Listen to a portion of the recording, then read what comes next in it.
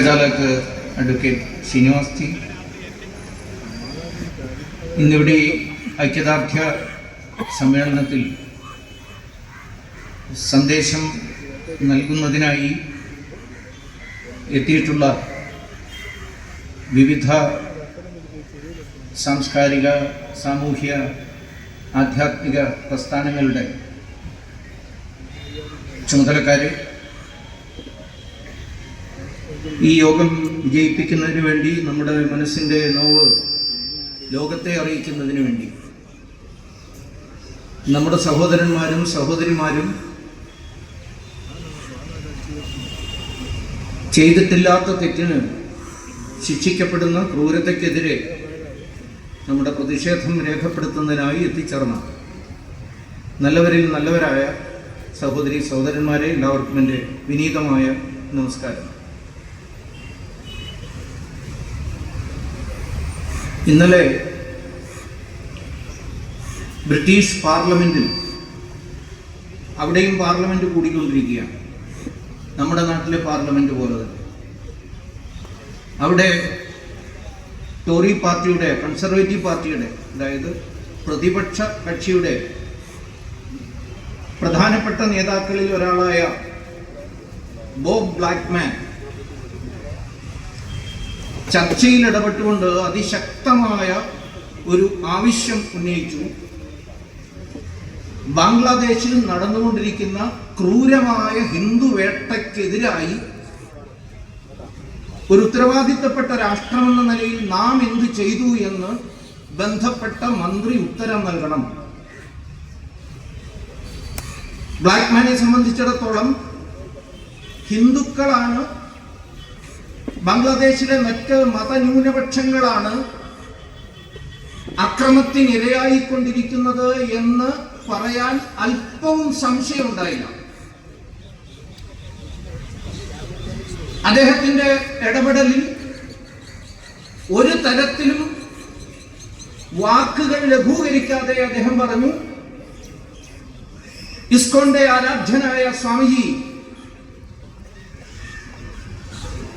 സ്വാമി ചിന്മയ കൃഷ്ണദാസ്, വേറെയും 3 സന്യാസിമാർ അകാരണമായി അറസ്റ്റ് ചെയ്യപ്പെട്ടിരിക്കുന്നു. അവരുടെ കേസ് കോടതിയിൽ പറയാൻ പോലും ഒരു വക്കീലിനെയും അനുവദിക്കാത്ത സാഹചര്യം അവിടെയുണ്ട്. പുതിയ ഗവൺമെന്റ് എന്ന് പറയുന്ന സാധനം ബംഗ്ലാദേശിൽ അധികാരത്തിൽ വന്നതിന് ശേഷം ഒരു വിചിത്രമായ ഒന്നായതുകൊണ്ടാണ് ഞാൻ സാധനം എന്ന് പറഞ്ഞത്.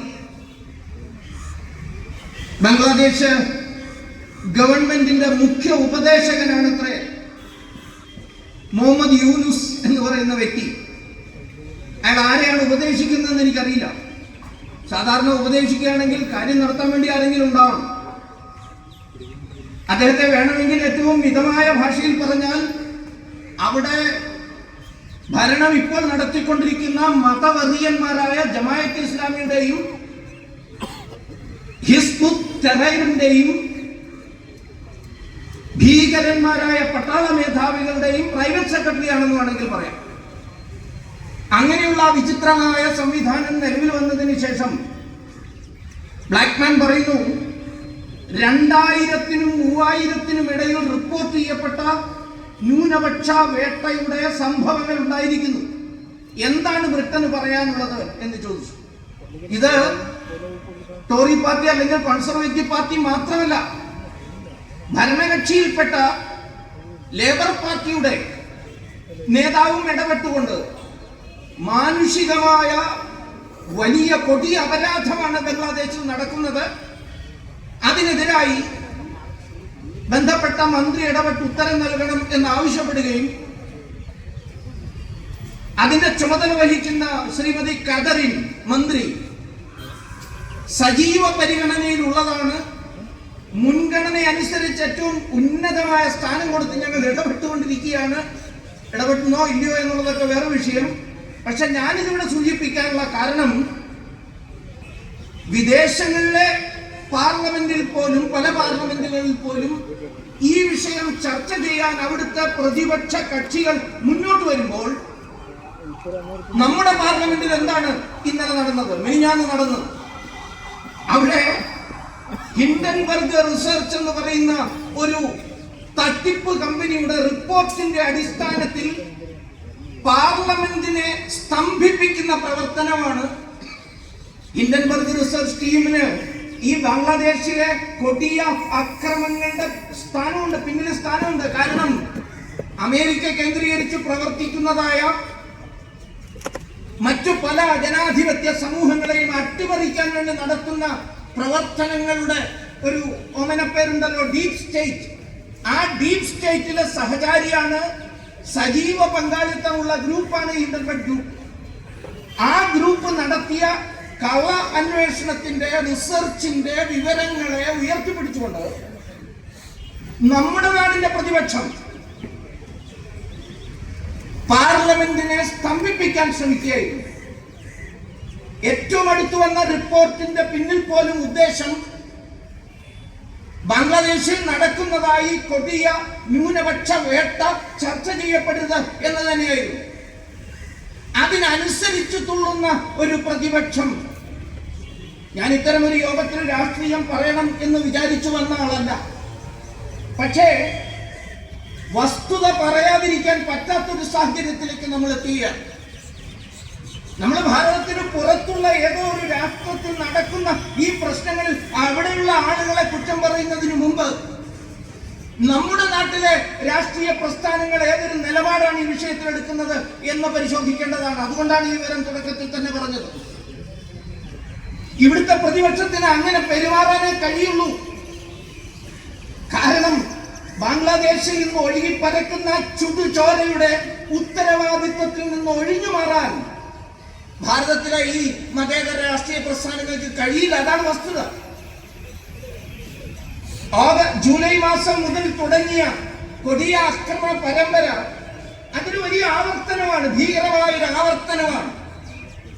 അത് 2024 ജൂലൈയിൽ തുടങ്ങിയതല്ല, അല്ലെങ്കിൽ ജൂണിലെ അവിടെ നടന്ന രാഷ്ട്രീയ മാറ്റത്തെ തുടർന്ന് ആരംഭിച്ചതല്ല.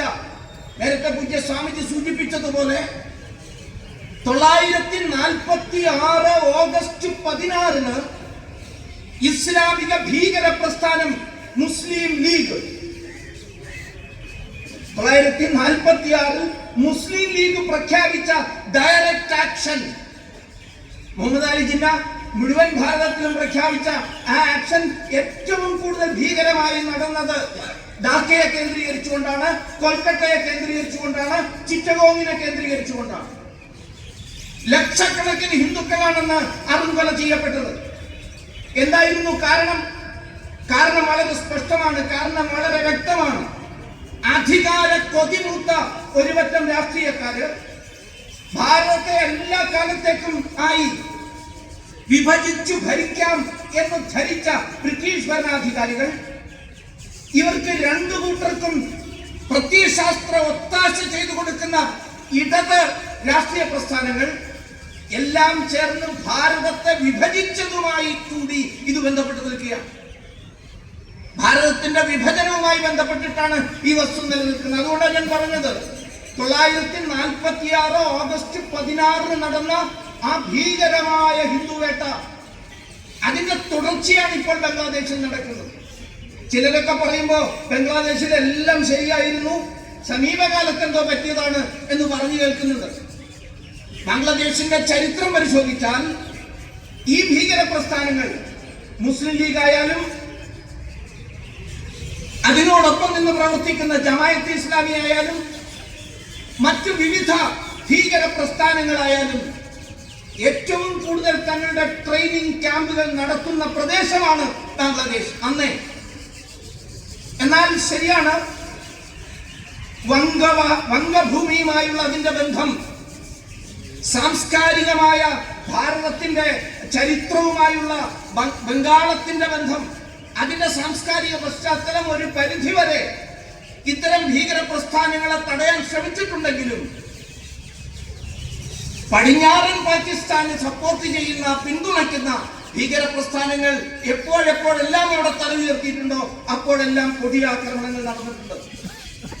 എത്ര ആയിരങ്ങളാണ് അവിടെ കൊല ചെയ്യപ്പെട്ടത് എന്ന് വ്യക്തമല്ല. നേരത്തെ കണക്ക് സൂചിപ്പിച്ചു. സ്വതന്ത്രമാക്കപ്പെടുമ്പോ ഭാരതത്തിന്റെ വിഭജനത്തിന് തൊട്ടു മുമ്പ് 28% ഉണ്ടായിരുന്ന ഹിന്ദുക്കൾ എങ്ങനെയാണ് 4 വർഷങ്ങൾ കൊണ്ട് 22-ലേക്കോ 21-ന് മേലെ 22-ന് താഴെയിലേക്ക് എത്തിയത്? വൻ തോതിലുള്ള ജീനോസൈഡ്, വംശഹത്യ അവിടെ നടന്നിട്ടുണ്ട്. പക്ഷേ ആ വംശഹത്യ ലോകരാഷ്ട്രങ്ങളുടെ നടുവിലൊരു വലിയ ചർച്ചയാക്കാൻ ഭാരതത്തിന്റെ ഭരണത്തിലേക്ക് വന്ന രാഷ്ട്രീയ കക്ഷിക്കോ അതിന്റെ നേതൃത്വത്തിലേക്ക് നടന്നെടുത്ത ജനാധിപത്യത്തിന്റെ രാജകുമാരനെന്ന് സ്വയം അവരോധിച്ച നേതാവിനോ കഴിഞ്ഞില്ല എന്നതാണ് വസ്തുത. അന്ന് അതിന് കഴിയുമായിരുന്നുവെങ്കിൽ തീർച്ചയായിട്ടും ഇന്ന് ബംഗ്ലാദേശിൽ ഇത്തരത്തിലുള്ള കൊടിയ അപകടം ഉണ്ടാകുമായിരുന്നില്ല. അന്ന് സാധിക്കുമായിരുന്നു. ചരിത്രത്തിൽ ഇഫ്സിനും ബട്ട്സിനും സ്ഥാനമില്ല എന്നറിയാം. എങ്കിൽ പക്ഷേ എന്നൊന്നും പറയുന്നതിന് സ്ഥാനമില്ല ചരിത്രത്തിൽ. പക്ഷെ ഓർക്കാതിരിക്കുന്നത് എങ്ങനെയാണ്? ബംഗ്ലാദേശിന്റെ സവിശേഷമായ സാഹചര്യത്തെ ഉപയോഗിക്കാൻ, അത് ഭാരതത്തിന് അനുകൂലമായി തിരിക്കാൻ എന്തുകൊണ്ടും പറ്റിയ അന്തരീക്ഷമായിരുന്നു 1947. അത് ചെയ്യാൻ തയ്യാറായില്ല. തീരെഴുതി കൊടുത്തു ഭീകരവാദികൾക്ക് ആ പ്രദേശം. തീരെഴുതി കൊടുക്കുന്ന ഒരു അവസ്ഥയുണ്ടായത്. അതുകൊണ്ടാണ് ഇന്ന് ഞാൻ ഈ സൂചിപ്പിച്ച വിധത്തിലുള്ള ആക്രമണങ്ങൾ അവിടെ നടക്കുന്നത്.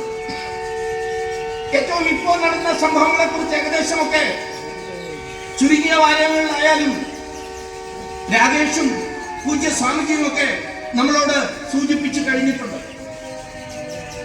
വലിയ തയ്യാറെടുപ്പ്, വൻതോതിലുള്ള തയ്യാറെടുപ്പ് കുറച്ച് നാളുകളായി അവിടെ നടന്നുകൊണ്ടിരിക്കുകയായിരുന്നു.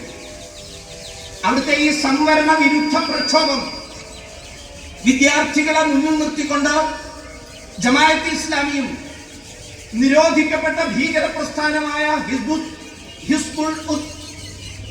തെഹ്രീറും ചേർന്ന് നടത്തിയ ആ പ്രക്ഷോഭം അതിന് വെറുമൊരു മുഖംമൂടിയായിരുന്നു. അതിന്റെ പിന്നിലെ പ്രധാനപ്പെട്ട ഉദ്ദേശം നിലവിലുണ്ടായിരുന്ന ഭരണകൂടത്തെ അട്ടിമറിച്ച് ബംഗ്ലാദേശിനെ ഒരു മതരാഷ്ട്രമാക്കി മാറ്റുക എന്ന ഉദ്ദേശമായിരുന്നു അതിനുണ്ടായിരുന്നത്. അതിനുവേണ്ടിയിട്ടുള്ള തയ്യാറെടുപ്പുകൾ പല മേഖലയിലും നടന്നു. ഏറ്റവും പ്രധാനമായിട്ടുള്ളത് ഞാൻ നേരത്തെ സൂചിപ്പിച്ച ഡീപ് സ്റ്റേറ്റിന്റെ പ്രവർത്തനം, അതിനോട് ബന്ധപ്പെട്ട് ഉള്ള ഒരു വലിയ ഇസ്ലാമിക മതഭീകരതയോട് ചേർന്ന് നിൽക്കുന്നവരുടെ ഒരു വലിയ ഇക്കോസിസ്റ്റത്തെ തയ്യാറാക്കിയെടുക്കുന്ന പ്രവർത്തനം. ഒരു സംഘടനയുടെ പേര് ഞാൻ ഇവിടെ സൂചിപ്പിക്കാൻ ആഗ്രഹിക്കുകയാണ്. അനേകം NGOs, അനേകം സംഘടനകൾ ഈ കാര്യത്തിൽ പ്രവർത്തിച്ചിട്ടുണ്ട്. ഏറ്റവും പ്രധാനപ്പെട്ട ഒന്നിനെ കുറിച്ച് മാത്രം, നാഷണൽ എൻഡോമെന്റ് ഫോർ ഡെമോക്രസി എന്ന് പറയുന്നതായ ഒരു NGO, അതിന്റെ ഒരു ഉപഘടകം എന്ന നിലയിൽ പ്രവർത്തിക്കുന്ന സൗത്ത് ഏഷ്യൻ പെർസ്പെക്റ്റീവ് SAP. ഈ SAPയും NEDയും നാഷണൽ എൻഡോമെന്റ് ഫോർ ഡെമോക്രസിയും സൗത്ത് ഏഷ്യൻ പെർസ്പെക്റ്റീവും നടത്തിയ പ്രധാനപ്പെട്ട തയ്യാറെടുപ്പ് ഇത് ഭാരതത്തിലും പ്രസക്തമാണ്, ഭാരതീയരും കരുതിയിരിക്കേണ്ടതാണ്. ഓൾറെഡി നേരത്തെ തന്നെ ഇത്തരം പ്രവർത്തനങ്ങൾ ഭാരതത്തിൽ പല ഭാഗത്തും നടക്കുന്നു. ഇതിന്റെ സമാന്തരങ്ങൾ നമുക്ക് കണ്ടെത്താൻ കഴിയും. അതുകൊണ്ടാണ് സൂചിപ്പിക്കുന്നത്. 4-5 വർഷങ്ങളായി യൂണിവേഴ്സിറ്റികളെ കേന്ദ്രീകരിച്ചുകൊണ്ട്, ഢാക്ക യൂണിവേഴ്സിറ്റി ആയാലും ബാർക്ക് ആയാലും NSU ആയാലും അനേകം പ്രധാനപ്പെട്ട യൂണിവേഴ്സിറ്റികളെ കേന്ദ്രീകരിച്ചുകൊണ്ട് വിദ്യാർത്ഥികളിലെ അരാജകത്വം വളർത്തുകയും ഭരണകൂടത്തിനെതിരായിട്ടുള്ള പ്രക്ഷോഭത്തെ ശാസ്ത്രീയമായി എങ്ങനെ നടത്താം എന്നും അതിനുവേണ്ടി സോഷ്യൽ മീഡിയ എങ്ങനെ ഉപയോഗിക്കണമെന്നും അതിനുവേണ്ടി നടത്തപ്പെടുന്ന പ്രസംഗങ്ങളുടെ ഊന്നലുകൾ എന്തായിരിക്കണമെന്നും പരിപാടികളിലെ മുദ്രാവാക്യം വിളിക്കുന്ന ശൈലി എങ്ങനെയായിരിക്കണമെന്നും മുദ്രാവാക്യത്തോടൊപ്പം തന്നെ നമ്മളിവിടെ ഈ പരിപാടിയുടെ തുടക്കത്തിൽ ഒരു മുദ്രാവാക്യം വിളി കേട്ടു. ദൂരെ നിന്നും അതൊരു ട്രെയിനിങ് ഇല്ലാത്ത മുദ്രാവാക്യം വിളിയാണ്. ട്രെയിനിങ് ഇല്ലാത്ത. അതുകൊണ്ടാണ് വിളിച്ചു കൊടുക്കുന്ന ആളുടെ ഒപ്പം മൈക്കിന്റെ അടുത്ത് വേറെ ആരുമില്ല. അതുകൊണ്ട് ഈ വിളിച്ചു കൊടുക്കുന്ന ആളുടെ ശബ്ദം മാത്രമേ ദൂരെ കേൾക്കുള്ളൂ. നിങ്ങൾ എല്ലാവരും ചേർന്ന് വിളിക്കുന്നത് ഈ മൈക്കിൽ കൂടി കേൾക്കില്ല. ഞാൻ പറഞ്ഞത് അതിനൊരു ശാസ്ത്രമുണ്ട്, അതിനൊരു കലയുണ്ട്. ആ കലയും ശാസ്ത്രവും പഠിപ്പിക്കുന്ന, അതിനുവേണ്ടി ഡോള് മുട്ടേണ്ടത് എങ്ങനെയാണ്. നിങ്ങൾ ചിലരൊക്കെ കുറച്ചു കാലം മുമ്പ് ഭാരത് കെ ബർബാദി തക് ജംഗ് രഹെങ്കെ എന്ന് പറഞ്ഞ് മുദ്രാവാക്യം വിളിക്കുന്ന JNUവിലെ വിദ്യാർത്ഥികളെ, ജാദവ്പൂരിലെ വിദ്യാർത്ഥികളെ, HSUവിലെ വിദ്യാർത്ഥികളെ ഒക്കെ നിങ്ങൾ കണ്ടിട്ടുണ്ടാവും. ഇതിനെല്ലാം ഒരു പാറ്റേൺ ഉണ്ട്. ആ മുദ്രാവാക്യം വിളിക്ക്, ആ ഒരു നാടകാവതരണത്തിന്, അവിടുത്തെ പ്രസംഗങ്ങൾക്ക്, പ്രസംഗം നടത്തുന്നവരുടെ വേഷവിധാനത്തിന്, കഴുത്തിലൂടെ കെട്ടിത്തൂക്കിയിടുന്ന പുതപ്പിന്റെ വലിപ്പത്തിന്, എല്ലാത്തിനും സമാന സ്വഭാവം നിങ്ങൾക്ക് കാണാം. ഒന്നെടുത്ത് പിന്നോട്ട് തിരിഞ്ഞ ആ വീഡിയോകളൊന്ന് പരിശോധിച്ചാൽ മതി. ഇത് എണ്ണയുടെയും സാപ്പും ചേർന്ന് നടത്തിയ നിരവധിയായ പരിശീലനങ്ങൾ. അത്തരം പരിശീലനങ്ങളിൽ കുറച്ചു കാലങ്ങളായിട്ട് നമ്മുടെ കേന്ദ്രത്തിലെ പ്രതിപക്ഷ നേതാവും പങ്കെടുത്തുകൊണ്ടിരിക്കുന്നു. ഇടയ്ക്കിടയ്ക്ക് അദ്ദേഹത്തെ കാണാതെ പോവുകയും അവിടെയൊക്കെ പോയി പരിശീലനം നടത്തി തിരിച്ചു വരികയും ചെയ്യുന്നത് നമ്മൾ കാണുന്നു. അങ്ങനെ കഴിഞ്ഞ കുറച്ച് വർഷങ്ങളായി നടത്തിപ്പോന്ന പരിശീലനം അരാജകത്വം വളർത്തുകയും പ്രക്ഷോഭത്തെ അതിന്റെ ഒരു പീക്കിലേക്ക് എത്തിച്ച ശേഷം എന്തും ചെയ്യാൻ പാകത്തിന് വിദ്യാർത്ഥികളെ മാറ്റി തീർക്കുകയും ചെയ്യാം. അതിനിടയിലേക്ക് കുറച്ചു മാത്രം മിസ്ക്രിയൻസ്, കുറച്ചു മാത്രം കുഴപ്പക്കാർ, ബാക്കി സാധാരണ ജനം കുഴപ്പം ചെയ്തുകൊള്ളും. അതാണ് അതിന്റെ സൈക്കോളജി, അതിന്റെ മനഃശാസ്ത്രം. അതാണ് ഓഗസ്റ്റ് 4-നും 5-നും ധാക്കയുടെ തെരുവീഥികളിൽ കണ്ടത്. അതാണ് ധാക്കയുടെ കേന്ദ്രസ്ഥാനത്തുള്ള ഷെയ്ഖ് ഹസീനയുടെ കൊട്ടാരത്തിന്റെ വീടിന്റെ ഉള്ളിൽ കടന്നു കയറി അവർ നടത്തിയത്. അതിനു വേണ്ടിയിട്ടുള്ള മനഃശാസ്ത്രപരമായ പരിശീലനം പഠന ഗവേഷണങ്ങൾ നടത്തിയിട്ടുള്ള ആളുകൾ നടത്തിക്കൊടുത്ത പരിശീലനത്തിന്റെ ഫലമായിട്ടാണ് ഇത്രയും വലിയൊരു ആക്രമണം നടന്നത്. ഇതിനോടൊപ്പം സമാന്തരമായി ചൈനയും അമേരിക്കയും ഏതെങ്കിലും ഒരു ശക്തി മാത്രമല്ല, ചൈനയും അമേരിക്കയും അതിശക്തമായി ഈ കാര്യത്തിൽ ഇടപെട്ടു. ഡൊണാൾഡ് ലൂ, ചില പേരുകൾ ഓർക്കാൻ വേണ്ടിയിട്ടെങ്കിലും നമ്മൾ ഒന്ന് പറയേണ്ടത് ആവശ്യമാണെന്ന് ഞാൻ കരുതുകയാണ്. ഡൊണാൾഡ് ലൂവിന്റെ പേര് നിങ്ങൾ ഈ അന്താരാഷ്ട്ര പൊളിറ്റിക്സിൽ കേട്ടിട്ടുണ്ടാവും.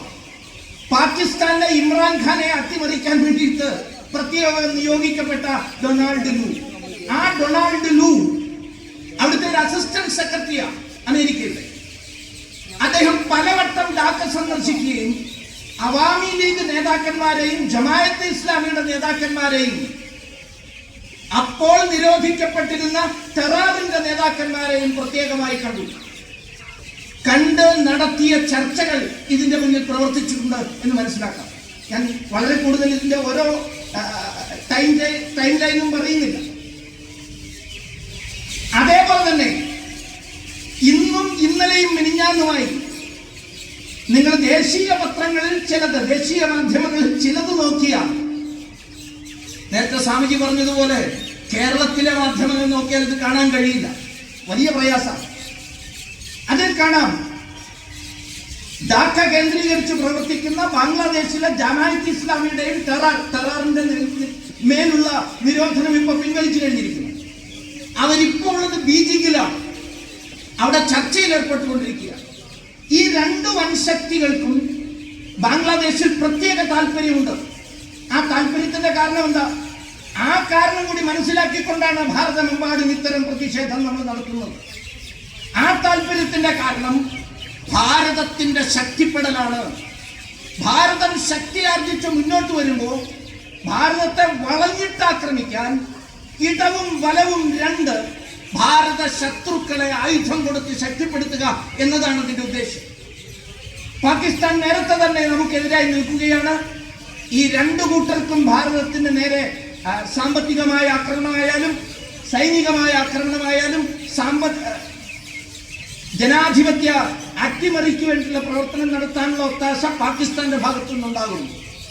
എന്നാൽ ബംഗ്ലാദേശിന്റെ ഭാഗത്തുനിന്ന് കഴിഞ്ഞ കുറച്ച് നാളുകളായി 4 ടേമായി ഷെയ്ഖ് ഹസീന ഭരിക്കുമ്പോൾ, ഞാൻ പറയുന്നില്ല ഷെയ്ഖ് ഹസീന എല്ലായ്പ്പോഴും ഭാരതത്തെ പിന്തുണച്ചു എന്നൊന്നും ഞാൻ പറയുന്നില്ല. പക്ഷെ ജനാധിപത്യ വ്യവസ്ഥയിലും അല്പമൊക്കെ മതേതര സംവിധാനത്തിലും വിശ്വാസമുള്ള ഭരണാധികാരി തന്നെയായിരുന്നു ഷെയ്ഖ് ഹസീന. അതുകൊണ്ട് തന്നെ അമേരിക്കയുടെ കള്ളക്കളിയെയും അമേരിക്കയ്ക്ക് സെയിന്റ് മാർട്ടിൻ ദ്വീപിന്റെ മേലുള്ള കണ്ണിനെ ഷെയ്ഖ് ഹസീന അതിശക്തമായി എതിർത്തു. എന്റെ കൊക്കിൽ ജീവനുള്ളിടത്തോളം കാലം ബാംഗ്ലാദേശിൽ മറ്റു രാഷ്ട്രങ്ങൾക്ക് വിരുദ്ധമായ ഒരു കേന്ദ്രം പണിയാൻ അനുവദിക്കില്ല എന്നവർ പ്രഖ്യാപിച്ചു. ഇത് അമേരിക്കയ്ക്ക് വളരെ വൻതോതിലുള്ള വലിയ തോതിലുള്ള പ്രശ്നങ്ങൾക്ക് കാരണമായി. ക്ലിന്റൺ ഫൗണ്ടേഷനും ഫോർഡ് ഫൗണ്ടേഷനും ഇവരൊക്കെ ഇത്തരം പ്രവർത്തനങ്ങൾക്ക് വൻതോതിൽ കോടിക്കണക്കിന് ഡോളർ ചെലവഴിക്കാൻ തയ്യാറായി നിൽക്കുകയാണ്. അവര് ഗ്രാമീണ ബാങ്ക്, ബംഗ്ലാദേശിലെ ഗ്രാമീണ ബാങ്ക്, ഇത് നമ്മൾ കേട്ടിട്ടുണ്ട്. ഈ ഗ്രാമീണ ബാങ്കിനും ഈ മുഹമ്മദ് യൂനൂസിനും കൂടിയിട്ടാണ് നോബൽ പ്രൈസ് കിട്ടിയത്. നോബൽ പ്രൈസ് എന്തിനാണ്? സാമ്പത്തിക ശാസ്ത്രത്തിനാണോ? അല്ല, ഫിസിക്സിനാണ്, കെമിസ്ട്രിക്കാണ്, സമാധാനത്തിന്, ലോക സമാധാനത്തിന് മുഹമ്മദ് യൂനൂസ് നടത്തിയ സംഭാവനയ്ക്ക് നോബൽ പ്രൈസ് കിട്ടി. ഗ്രാമീണ ബാങ്കിന്റെ സ്ഥാപകൻ എന്ന നിലയിൽ സ്ഥാപകനും അവാർഡ് കിട്ടി. ഇത്തരം സമ്മേളനങ്ങളിലൂടെ പറഞ്ഞു വരുന്നതിന്റെ ഒപ്പം നിൽക്കുന്ന വിഷയം അല്ലെങ്കിലും അവസാനം പറയാൻ നിന്നാണ് ഒരുപക്ഷെ വിട്ടുപോയെങ്കിലോ എന്ന് വിചാരിച്ചാൽ ഇപ്പൊ പറയുകയാണ്. ഇത്തരം സമ്മേളനങ്ങളിലൂടെ അതിശക്തമായി നോബൽ കമ്മിറ്റിയുടെ മുമ്പാകെ ഒരു ആവശ്യം ഭാരതം ഉയർത്തേണ്ടതാണ്. സമാധാനത്തിന്റെ പേരിൽ കൊടുത്തിരിക്കുന്ന ആ നോബൽ സമ്മാനം ഈ നരാധമനായ മനുഷ്യ കൊലയാളിയിൽ നിന്ന് തിരിച്ചെടുക്കണം എന്ന് ആവശ്യപ്പെടുകയാണ്. അതിന് വകുപ്പുണ്ടോ നിയമമുണ്ടോ എന്നൊക്കെ ഉള്ളത് രണ്ടാമത്തെ കാര്യം. കാരണം അത്രയേറെ ആളുകൾ കൊല ചെയ്യപ്പെട്ട് കഴിഞ്ഞിരിക്കുക. ഈ ഗ്രാമീണ ബാങ്കിന് അവിടെ അന്തഛിദ്രം വളർത്താൻ, സാമ്പത്തിക അക്രമങ്ങൾ നടത്താൻ കോടികളുടെ സംഭാവനയാണ് ഫോർഡ് ഫൗണ്ടേഷനും അതേപോലെ തന്നെ ക്ലിന്റൺ ഫൗണ്ടേഷനും. ഹിലാരി ക്ലിന്റൺ വലിയ തോതിൽ തന്നെ ഇത്തരം പ്രവർത്തനങ്ങളിൽ ഏർപ്പെട്ടിരുന്നു. അതിനുശേഷം ബൈഡൻ സർക്കാരും വൻതോതിലുള്ള പ്രവർത്തനങ്ങളിൽ ഏർപ്പെട്ടു. വേറെ പ്രധാനപ്പെട്ട ശക്തി നേരത്തെ ഞാൻ സൂചിപ്പിച്ചു കഴിഞ്ഞതാണ്, അവാമി ലീഗ്. അവിടുത്തെ ചെറുകിട ബിസിനസ്സുകാര്, സാമ്പത്തിക ശക്തികളുടെ ഒരു പിണിയാളെന്ന നിലയിൽ അവാമി ലീഗിന്റെ പ്രവർത്തനം, ജമാഅത്തെ ഇസ്ലാമി ബ്യൂറോക്രാറ്റ്സിന്റെ ഇടയിലുള്ള ജമാഅത്തെ ഇസ്ലാമിയുടെ ശക്തി, പലവട്ടം ആവർത്തിച്ച തരാറിന്റെ പ്രവർത്തനം, ഭീകര പ്രസ്ഥാനവും, ഒരു വലിയ ഖിലാഫത്ത് ആയിട്ട് മാറണം, ബംഗ്ലാദേശ് കേന്ദ്രീകരിച്ചുകൊണ്ട് ലോകത്ത് ഇസ്ലാമിക ഭരണം വരണം എന്ന ആവശ്യം. ഈ മൂന്ന് ശക്തികളും ഇത്തരം വിദേശ ശക്തികളും ഒക്കെ ചേർന്ന് നടത്തിയ ഒരു വലിയ ഗൂഢാലോചനയുടെ ഫലമെന്ന നിലയ്ക്കാണ് ഇപ്പോൾ ഈ കൊടിയ ആക്രമണങ്ങൾ അവിടെ നടന്നുകൊണ്ടിരിക്കുന്നത്. ഞാൻ സൂചിപ്പിച്ചു, ഭാരതത്തിലെ രാഷ്ട്രീയ പ്രസ്ഥാനങ്ങൾ, ആ രാഷ്ട്രീയ പ്രസ്ഥാനങ്ങൾക്കും ഈ അക്രമങ്ങളിൽ അല്ലെങ്കിൽ ആ അക്രമങ്ങളോട് പുലർത്തുന്ന മൗനം കൊണ്ട് അതിൽ പങ്കുണ്ട് എന്ന കാര്യത്തിൽ യാതൊരു സംശയവുമില്ല. ഒരു പേര് ഞാനിവിടെ പറയാൻ ആഗ്രഹിക്കുകയാണ്, താരിഖ് റഹ്മാൻ. ഈ താരിഖ് റഹ്മാൻ BNPയുടെ, ബംഗ്ലാദേശ് നാഷണൽ പാർട്ടിയുടെ ഇപ്പോഴത്തെ ആക്ടിംഗ് ചെയർമാനാണ്. കൊടിയ ഭീകരവാദിയാണ്. ആ താരിഖ് റഹ്മാൻ ജയിലിനുള്ളിലായിരുന്നു. പിന്നീട് ലണ്ടനിൽ പോയി അവിടെ കേന്ദ്രീകരിച്ചുകൊണ്ട് പ്രവർത്തിക്കുകയായിരുന്നു. അദ്ദേഹത്തിന്റെ നേതൃത്വത്തിലാണ് സമീപകാലത്ത് കഴിഞ്ഞ 1.5 വർഷങ്ങൾക്കിടയിൽ ഇന്ത്യ ഔട്ട് എന്ന് പറയുന്നതായ ഒരു വലിയ ക്യാമ്പയിൻ ബംഗ്ലാദേശിൽ ആരംഭിച്ചു. ഇന്ത്യ ഔട്ട്, ഇന്ത്യ പുറത്തു പോകണം എന്നതാണ് ആവശ്യം.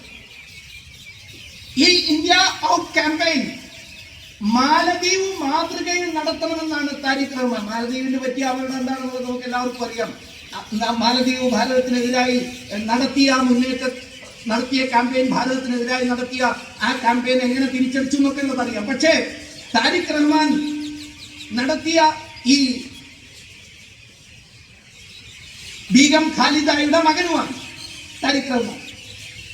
പക്ഷേ ഈ റഹ്മാന്റെ പേര് ഞാനിവിടെ ഉദ്ധരിക്കാനുള്ള കാരണം, ഭാരതത്തിന്റെ പ്രതിപക്ഷ നേതാവ് പ്രതിപക്ഷ നേതാവ് എന്നൊക്കെ പദത്തിലിരിക്കുന്ന അദ്ദേഹം ലണ്ടനിൽ വെച്ച് ഈ വർഷം ആദ്യം താരിഖ് റഹ്മാനുമായി ഒരു ക്ലോസ്ഡ് റൂം ചർച്ച ദീർഘനേരത്തേക്ക് നടത്തി.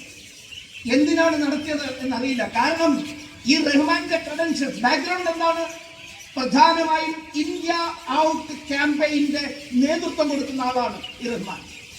എന്തിനായിരിക്കും ഭാരതത്തിന്റെ പ്രതിപക്ഷ നേതാവ് ആ വ്യക്തിയെ ലണ്ടനിൽ വെച്ച് സ്വകാര്യമായി കണ്ടു? ഇത് പത്രമാധ്യമങ്ങൾ റിപ്പോർട്ട് ചെയ്തതാണ്.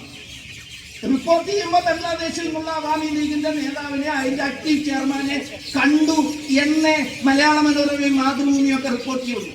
പക്ഷേ ഈ താരിഖ് റഹ്മാന്റെ പശ്ചാത്തലം എന്താ? അവിടെ നിലനിൽക്കുന്ന ഭരണകൂടത്തെ അട്ടിമറിക്കോ ജനാധിപത്യ രീതിയിൽ തന്നെ മാറ്റി സ്വയം ഭരണത്തിൽ വരാനൊക്കെയുള്ള അവകാശം അദ്ദേഹത്തിനുണ്ട്. പക്ഷേ ഭീകരവാദികളെ മുന്നിൽ നിർത്തിക്കൊണ്ട് നടത്തുന്ന ഒരു വലിയ ആക്രമണത്തിന്, ഇന്ത്യ ഔട്ട് ക്യാമ്പയിൻ നടത്തുന്നതിന്, മാലദ്വീപ് മോഡൽ ഇന്ത്യക്കെതിരായിട്ടുള്ള പ്രവർത്തനം നടത്തണമെന്ന് തുടർച്ചയായി വാദിക്കുന്ന ഈ ഭീകരവാദിയുമായി ഭാരതത്തിന്റെ പ്രതിപക്ഷ നേതാവിന് എന്താണ് ബന്ധം? ഇവിടെയാണ് ഞാൻ തുടക്കത്തിൽ സൂചിപ്പിച്ച പാർലമെന്റിൽ, ഇംഗ്ലീഷ് പാർലമെന്റിൽ പോലും ചർച്ച നടക്കുന്നു ബംഗ്ലാദേശിലെ കൂട്ടക്കൊലയെ കുറിച്ച്.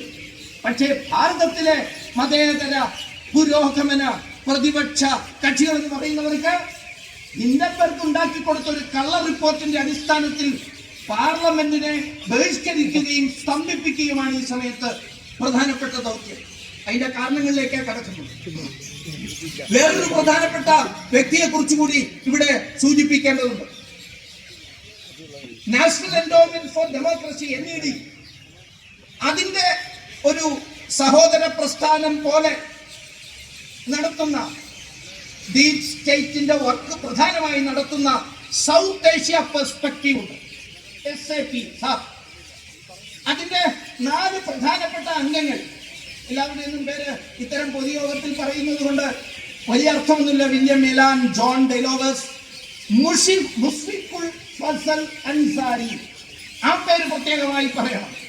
ഈ മുസ്ഫിഖുൽ ഫസൽ അൻസാരി ആണ് ഡൽഹിയിലെ മുഖ്യമന്ത്രി അരവിന്ദ് കെജ്രിവാൾ അഴിമതി കേസിൽ അറസ്റ്റ് ചെയ്യപ്പെട്ടപ്പോൾ ആ കേസ് ഐക്യരാഷ്ട്രസഭയിൽ ഉയർത്തിയ വ്യക്തിയാണ് മുസ്ഫിഖുൽ ഫസൽ അൻസാരി. ആ അൻസാരി സാപ്പിലെ പ്രധാനപ്പെട്ട മെമ്പറാണ്.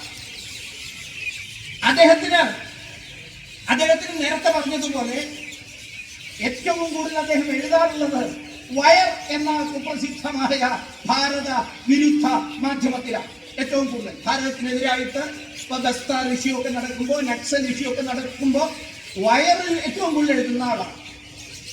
അരവിന്ദ് കെജ്രിവാളുമായിട്ട് മാത്രമല്ല, ഇദ്ദേഹത്തിന് ഭാരതത്തിന്റെ പ്രതിപക്ഷ കക്ഷി നേതാക്കളുമായിട്ടും വളരെ അടുത്ത ബന്ധമുള്ള ആളാണ്. ഈ മുസ്ഫിഖുൽ അൻസാരി, NED തുടങ്ങിയ പ്രസ്ഥാനങ്ങൾ അതിശക്തമായി ഭാരതത്തിന് എതിരായി പ്രവർത്തിച്ചുകൊണ്ടിരിക്കുമ്പോൾ അവരുമായി തുറന്നും ഒളിഞ്ഞും ബന്ധപ്പെടുന്നതിന്റെ ആവശ്യം എന്താണ് നമ്മുടെ നാട്ടിലെ രാഷ്ട്രീയ പ്രസ്ഥാനങ്ങൾക്ക് എന്ന ചോദ്യം ഉയർത്തപ്പെടേണ്ട അവസ്ഥ കൂടിയാണ്, സാഹചര്യം കൂടിയാണിത് എന്ന് നമ്മൾ ഓരോരുത്തരും മനസ്സിലാക്കേണ്ടിയിരിക്കുന്നു. ഇതിനോടകം ഞാൻ നേരത്തെ സൂചിപ്പിച്ചതുപോലെ 2000 മുതൽ 3000 വരെ കൊടിയ ക്രൂര സംഭവങ്ങൾ ഓഗസ്റ്റ് 4 മുതൽ ഇന്ന് ഡിസംബർ 1 വരെ അവിടെ സംഭവിച്ചു കഴിഞ്ഞിരിക്കുകയാണ്. സർക്കാർ കണക്കുകൾ അനുസരിച്ച് 400-ൽ പരം, സർക്കാർ കണക്കാണ്, അത് എത്രയോ ഇരട്ടിയായിരിക്കും കൊലപാതകങ്ങൾ. 400-ൽ പരം ആളുകൾ കൊല ചെയ്യപ്പെട്ടിരിക്കുന്നു. കൊല ചെയ്യുന്ന രീതിയൊക്കെ നേരത്തെ സ്വാമിജി പറഞ്ഞു. പശുവിനെ അടിച്ചടിച്ചടിച്ച് കൊന്ന് ആ മരണത്തിൽ നിന്ന് കേൾക്കുന്ന നാദത്തിൽ ഒരു ഉന്മാദം പൂണ്ടുകൊണ്ട് അലറി നടക്കുന്ന ജിഹാദി ഭീകരന്മാർ അതേ മട്ടിലാണ് മനുഷ്യരെയും കൈക്കോട്ടിന്റെ പുറം കൊണ്ടുവരെ അടിച്ചടിച്ചു കൊല്ലുന്നത്. നടന്നുകൊണ്ടിരിക്കുകയാണ്. 1.25 ലക്ഷം ഹിന്ദുക്കളാണ് പ്രധാനപ്പെട്ട നഗരങ്ങളിൽ നിന്ന് പുറന്തള്ളപ്പെട്ടിട്ടുള്ളത്. 1.25 ലക്ഷം ആളുകൾ. അവിടുത്തെ ഹിന്ദുക്കളും പ്രധാനപ്പെട്ട ന്യൂനപക്ഷ മതവിഭാഗങ്ങളും ജോലി ചെയ്തിരുന്നത് സർക്കാർ സ്ഥാപനങ്ങളിലെ സ്കൂളുകളിലെ അധ്യാപകരൊക്കെ ആയിട്ടാണ്. ഇന്ന് കിട്ടിയ ഒരു കണക്ക് പ്രകാരം 1500 ഹിന്ദു അധ്യാപകരാണ് ബലാൽ രാജിവെക്കപ്പെട്ടിട്ടുള്ളത്. ബലാൽ പിടിച്ചു നിർത്തി രാജിവെപ്പിച്ചിട്ടുള്ളത്. അവർക്കിന്ന് ജോലിയില്ല, കഴിഞ്ഞുകൂടാനുള്ള പൈസ ഇല്ലാത്ത അവസ്ഥയാണ്. ഇതാണ് അവിടെ ഇപ്പോഴത്തെ ഏറ്റവും പ്രധാനപ്പെട്ട സാഹചര്യം. കഴിഞ്ഞതിന്റെ അങ്ങേമാസം ഒക്ടോബർ ആദ്യം ഢാക്ക യൂണിവേഴ്സിറ്റിയിലെ വളരെ പ്രസിദ്ധമായ ഢാക്ക യൂണിവേഴ്സിറ്റിയിലെ ഒരു പ്രധാനപ്പെട്ട ഒരു ഐക്കോണിക് സെന്ററാണ് മധുർ ക്യാൻറ്റീൻ. എന്റെ പേര് തന്നെ മധുർ ക്യാൻറ്റീൻ എന്നാണ്. ആ മധുർ ക്യാൻറ്റീൻ മധുസൂദൻ ഡേ എന്ന് പറയുന്നതായ 71-ലെ ബംഗ്ലാദേശ് മുക്തിയുടെ സമരം നടത്തുമ്പോൾ ബംഗ്ലാദേശിന് വേണ്ടി ജീവൻ ബലിയർപ്പിച്ച ഒരു ധീരനായ ഹിന്ദു നേതാവ് മധുസൂദൻ ഡേ. മധുസൂദൻ ഡേയുടെ അച്ഛൻ സ്ഥാപിച്ചതാണ് ഢാക്ക യൂണിവേഴ്സിറ്റിയിലെ ആ ക്യാൻറ്റീൻ. ആ ക്യാൻറ്റീൻ 1921 മുതൽ പ്രവർത്തിക്കുന്നത്. അതുകൊണ്ടാണ് ഞാൻ പറഞ്ഞത്, ഢാക്ക യൂണിവേഴ്സിറ്റിയിലൊക്കെ പോയിട്ടുള്ള ആൾക്കാർക്ക് പ്രത്യേകമായി അറിയുന്നതാണ് അവിടുത്തെ ഒരു പ്രധാനപ്പെട്ട കേന്ദ്രമാണ് ഈ മധുർ ക്യാൻറ്റീൻ. ആ മധുർ ക്യാൻറ്റീന്റെ ഉള്ളിൽ ഒരു പശുവിനെ കൊണ്ടുവന്നു. ഈ ടെററിസ്റ്റ് ഗ്രൂപ്പിൽപ്പെട്ട ആളുകൾ ഒരു വിഭാഗം കൊണ്ടുവന്നു എന്നത് വസ്തുത. കൊന്ന ബീഫ് ഹിന്ദുക്കളെ തീറ്റിക്കാൻ ശ്രമിച്ചു എന്നതാണ് ഒരു വാർത്ത ഇന്ന് സമൂഹ മാധ്യമങ്ങളിൽ നിലനിൽക്കുന്നത്. കൊണ്ടുവന്നു എന്നതും ബീഫ് വേണം മധുർ ക്യാൻറ്റീനിൽ എന്ന ആവശ്യം ഉന്നയിച്ചു എന്നതിന് തെളിവ് കൃത്യമായിട്ടുണ്ട്. എന്തുകൊണ്ടാണ് ഈ മധുർ ക്യാൻറ്റീൻ തെരഞ്ഞെടുത്തത്? അത് ബംഗ്ലാദേശിന്റെ മുക്തിക്ക് വേണ്ടി ജീവൻ ബലിയർപ്പിച്ച ഒരു ഹിന്ദു നേതാവിന്റെ പേരിൽ നടക്കുന്ന സ്ഥാപനമാണ്. അതുകൊണ്ടാണ് ആ സ്ഥാനം തെരഞ്ഞെടുത്തത്. ഗോഹത്യ നടത്തുന്നതിന് വേണ്ടി ഇതിൽ പരം പറ്റിയ സ്ഥലം കിട്ടാനില്ല എന്ന് നിശ്ചയിച്ചുകൊണ്ട് ഒരു സന്ദേശം നൽകുന്നതിന് വേണ്ടിയിട്ടാണ് ശ്രമിച്ചത്. ഞാനിത് പറയുന്നത് കണ്ണൂരിൽ നിന്നിട്ടാണ്. ഈ കണ്ണൂര് എന്നെ കേൾക്കുന്ന ആൾക്കാർക്കൊക്കെ അറിയാം, കുറച്ച് വർഷങ്ങൾക്ക് മുമ്പ് ബീഫ് ഫെസ്റ്റിവലൊക്കെ കേരളത്തിൽ നടക്കുമ്പോൾ ഈ കണ്ണൂരെ ഒരു നേതാവ്, എന്ത് മൈക്കുറ്റിയാണോ എന്ത് കുറ്റിയാണോ എനിക്കറിയില്ല, അയാളെ ഈ ടൗണിൽ വെച്ച് ഒരു പാവപ്പെട്ട പശുക്കിടാവിനെ അറുത്ത് ഗോമാംസം ഒരു ദിവസത്തേക്കെങ്കിലും കശാപ്പുകാരനാവുകയും പ്രത്യക്ഷമായ കശാപ്പുകാരനാവുകയും ഇറച്ചി വിൽപ്പന നടത്തിയ വാർത്ത ഇപ്പോഴും സമൂഹമാധ്യമങ്ങളിൽ. എന്തൊരു സമാനത ഒന്ന് ആലോചിച്ച് നോക്കൂ. എന്തൊരു സമാനത! എവിടുന്നാണ് ഇവർക്ക് ഈ തരത്തിലുള്ള പരിശീലനം കിട്ടുന്നത്? സമാനമായ ഈ പരിശീലനം, സമാനമായ മുദ്രാവാക്യങ്ങൾ, സമാനമായ ഗാനശൈലികൾ, സമാനമായ അരാജക പ്രചരണം ഇതിവരിലെല്ലാം കാണാൻ കഴിയുന്നു എന്നത് നമ്മെ സംബന്ധിച്ചിടത്തോളം വളരെയേറെ വലിയ ഒരു അപകടകരമായ സൂചനകളാണ് നമ്മുടെ മുമ്പിൽ തരുന്നത്. ഗോശാലകളിലേക്ക് കടന്നു എന്നത് ചിലർ പറയുന്നു, ഇസ്കോന്റെ ഗോശാലയ്ക്കുള്ളിൽ പോയി ഗോശാലയിലെ പശുക്കളെ അറുത്തുകൊള്ളുന്നു. ഢാക്ക യൂണിവേഴ്സിറ്റിയിലേക്ക് പ്രവേശിക്കുന്ന സ്ഥലത്ത് ദേശീയ പതാക, ഭാരതത്തിന്റെ ദേശീയ പതാകയിട്ട് അതിന്റെ മേലെ ചവിട്ടി വെട്ടിച്ചകത്തേക്ക് കൊള്ളുന്നു. ആ ഢാക്ക യൂണിവേഴ്സിറ്റിയിലെ മധുർ ക്യാൻറ്റീനിൽ പശുവിനെ കൊല്ലുന്നു. സന്ദേശം നൽകുകയാണ്. അതിന് ഐക്യദാർഢ്യം വളരെ നേരത്തെ മുമ്പേ പ്രഖ്യാപിച്ചുകൊണ്ട് കണ്ണൂരും മറ്റും പരസ്യമായി ഗോഹത്യ നടത്തുന്നു. ഇവിടെയാണ് നമ്മൾ അപകടം മണക്കേണ്ടത്. ഭാരതത്തിലും ഇവിടെ ഈ കേരളത്തിലും, പ്രത്യേകിച്ച് ഉത്തര കേരളത്തിലും വലിയ വലിയ അപകടങ്ങളാണ് നാം ഉണർന്നില്ലെങ്കിൽ നമ്മളെ കാത്തിരിക്കുന്നത് എന്ന് നമ്മൾ തിരിച്ചറിയും. സ്വാമിജി നേരത്തെ പറഞ്ഞില്ലേ, ഇവിടെ വന്നവരിതൊക്കെ കേൾക്കുന്നുണ്ട്, ഇതുവഴി പോകുന്നവർ ഒരു യോഗം നടക്കുന്നു, ഒരു സ്വാമിയൊക്കെ ഇരിക്കുന്നുണ്ട്, നടക്കട്ടെ എന്ന് പറഞ്ഞു പോകുന്നു.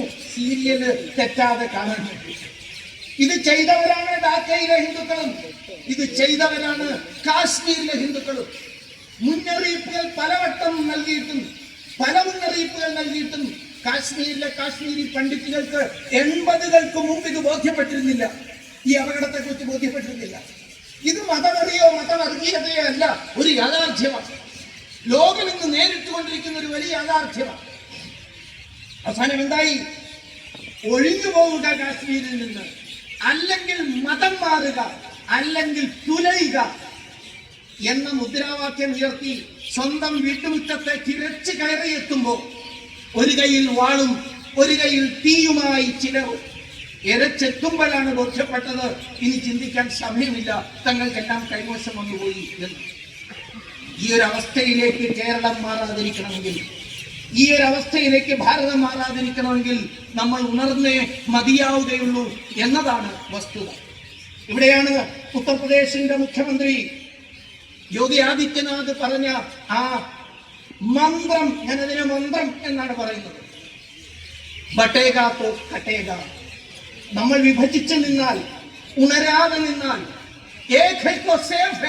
ഒന്നാണെങ്കിൽ സേഫാണ് എന്ന പ്രധാനമന്ത്രിയുടെ ആ മുദ്രാമന്ത്രത്തിന്റെയും പ്രസക്തി വർദ്ധിക്കുന്നത്. ഒന്നാകണം, ഒന്നായാൽ പോരാ, ഒന്നിച്ചു നിൽക്കണം, ഒന്നിച്ചു നിന്നാൽ പോരാ, ഉണർന്നു നിൽക്കണം. ആ ഒരവസ്ഥയിലേക്ക് കാര്യങ്ങൾ പോയിക്കൊണ്ടിരിക്കുകയാണ്. ഹിന്ദു എന്നും എല്ലാവരെയും ഒരുമിച്ച് കൂട്ടി മുന്നോട്ട് പോകാൻ ശ്രമിച്ചിട്ടുള്ളവരാണ്. അവരൊരിക്കലും പറഞ്ഞിട്ടില്ല ഞങ്ങളുടെ മാർഗം മാത്രമാണ് ശരിയെന്ന്. എവിടെയും വാദിച്ച് ജയിക്കാൻ ശ്രമിച്ചിട്ടുമില്ല.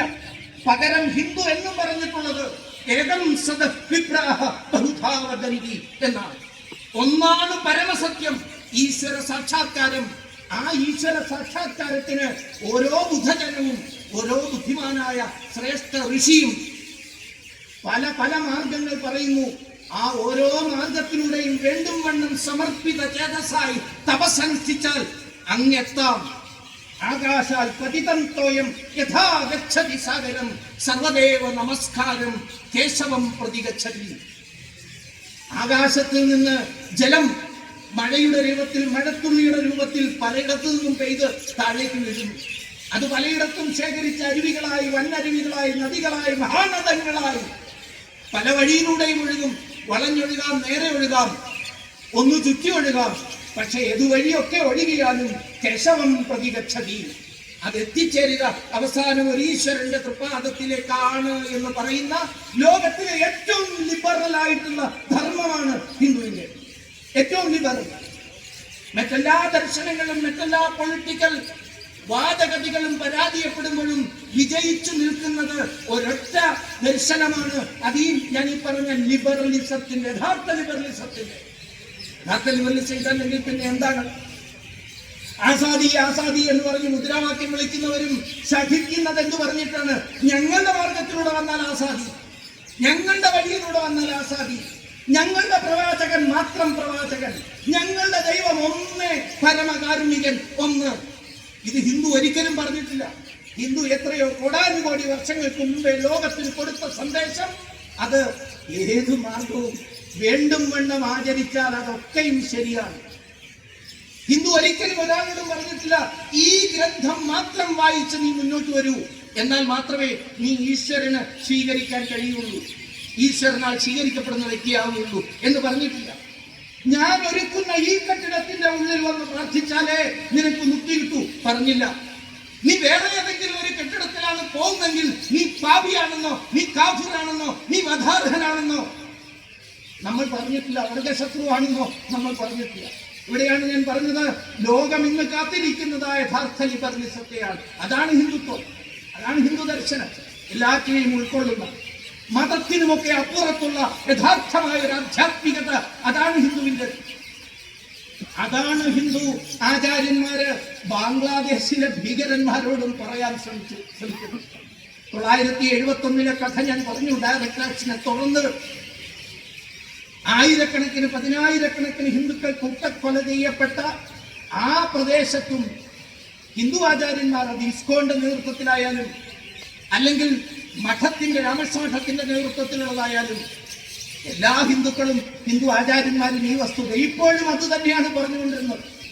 ഈ ആക്രമണം, കൊടി ആക്രമണം നടക്കുന്നതിന് 1 വർഷം മുമ്പ് പോലും ഇസ്കോന്റെ ആശ്രമത്തിൽ മതം നോക്കാതെ സർവർക്കും കൊറോണയുടെ കാലത്ത് അവിടെ പ്രളയം നടന്നപ്പോ എല്ലാവിധ സുഖ സൗകര്യങ്ങളും ചെയ്തു കൊടുക്കുകയാണ്. അവർക്കെതിരായിട്ടാണ് ഈ ആക്രമണം നടക്കുന്നത് എന്ന് ആലോചിക്കണം.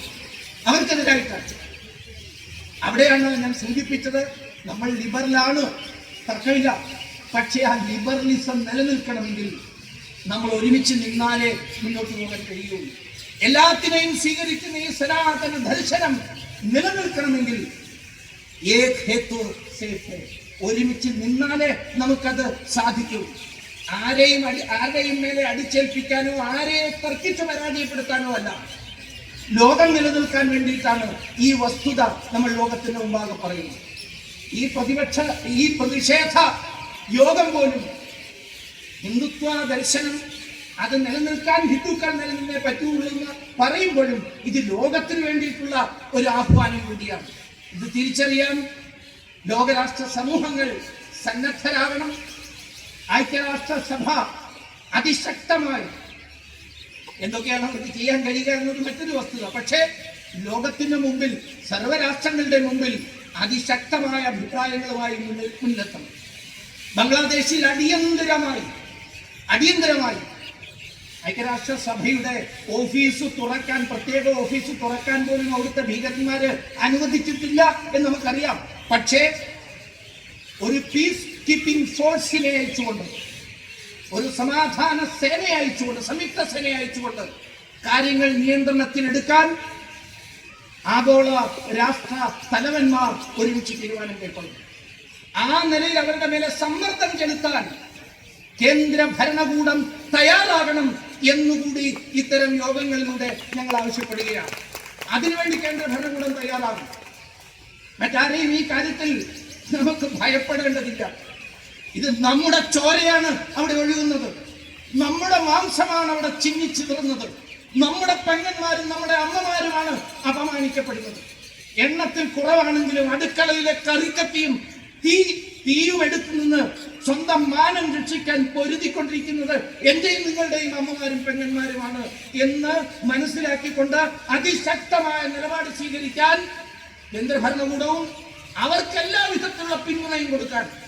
കഴിഞ്ഞ ദിവസം ബംഗാളിലെ മുഖ്യമന്ത്രി പറഞ്ഞു, ഒരു ഡയറക്റ്റ് ആക്ഷൻ സൈന്യം നടത്തണം എന്നൊക്കെ പറയാൻ കൊള്ളാം. പക്ഷേ അങ്ങനെ എന്തെങ്കിലും നടത്താൻ കേന്ദ്ര സർക്കാർ പുറപ്പെട്ടാൽ ഇവിടുത്തെ എല്ലാ പ്രതിപക്ഷ കക്ഷികൾ പിന്തുണയ്ക്കുമോ എന്ന് നോക്കിയിട്ടല്ല കേന്ദ്ര സർക്കാർ എന്തെങ്കിലും ഒരു തീരുമാനമെടുക്കേണ്ടത്. പക്ഷെ നമ്മുടെ ഒരു ജനാധിപത്യ ഭരണവ്യവസ്ഥയുള്ള ഇടമാണ്. അതുകൊണ്ട് ആവശ്യപ്പെടുന്നു, അതിശക്തമായ എല്ലാ പ്രതിപക്ഷ കക്ഷികളും ഈ കാര്യത്തിൽ കേന്ദ്ര ഗവൺമെന്റിനോടൊപ്പം നിന്നുകൊണ്ട് നമ്മുടെ സഹോദരങ്ങളെ രക്ഷിക്കാൻ, അതുവഴി ഈ ദർശനത്തെ രക്ഷിക്കാൻ. ലോകത്ത് ഏറ്റവും കൂടുതൽ ഹിന്ദു ജനസംഖ്യയുള്ള രാഷ്ട്രങ്ങളിൽ മൂന്നാമതിപ്പോഴും ബംഗ്ലാദേശാണ്. ഭാരതവും നേപ്പാളവും കഴിഞ്ഞാൽ ബംഗ്ലാദേശാണ്. പക്ഷെ എന്തൊന്നായിരുന്നു നേരത്തെ ഉണ്ടായിരുന്ന സ്ഥിതി എന്ന് ആലോചിച്ച് നോക്കാം. ഞാൻ 22% കണക്ക് പറഞ്ഞു.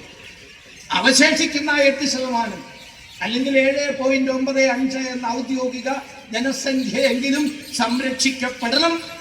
അതിനുവേണ്ടി ആവശ്യം ഉന്നയിക്കുവാൻ നമ്മുടെ ഇവിടുത്തെ എല്ലാ വിഭാഗം കക്ഷികളും ജനനേതാക്കന്മാരും മുന്നോട്ട് വരണം. അത് നമ്മുടെ എല്ലാവരുടെയും നിലനിൽപ്പിന് അനിവാര്യമാണ് എന്നുകൂടി പറയുകയാണ്.